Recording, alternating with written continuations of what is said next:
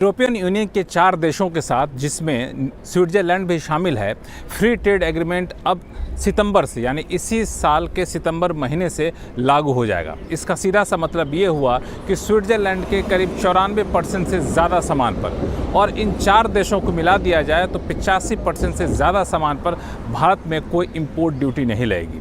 आम लोग कहें तो जो भी स्विट्ज़रलैंड के सामान जाएंगे वो अब आपको सस्ते ही मिलेंगे, चाहे स्विस चॉकलेट हो, स्विस बिस्किट हो, स्विस वॉचेज़ हों, ये सारी चीज़ें अब आपको सस्ते में मिलेंगी। अभी आप देखेंगे तो स्विस चॉकलेट पे 30% की ड्यूटी भारत लगाता है।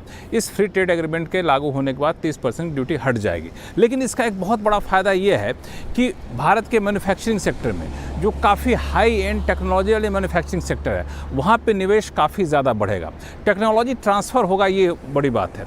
फार्मा सेक्टर में यहाँ की कंपनियाँ बहुत ज़्यादा दिलचस्पी दिखा रही हैं, वो वहाँ पे काफ़ी ज़्यादा निवेश करेंगी भारत में आकर के, इसकी संभावना काफ़ी ज़्यादा बढ़ गई है। आईटी सेक्टर में काफ़ी ज़्यादा निवेश होगा इस फ्री ट्रेड एग्रीमेंट के जरिए, ऐसा माना जा रहा है। लेकिन इन सब में एक जो सबसे महत्वपूर्ण बात है इस फ्री ट्रेड एग्रीमेंट का, वो ये है कि अगले 15 साल में $100 बिलियन का एफडीआई करेंगी इन 4 देशों की कंपनियां मिल करके। इन 4 देशों से $100 बिलियन का एफडीआई जाएगा अगले 15 साल में, और शर्त ये रखी गई है कि एफडीआई होगा, एफआई नहीं होगा।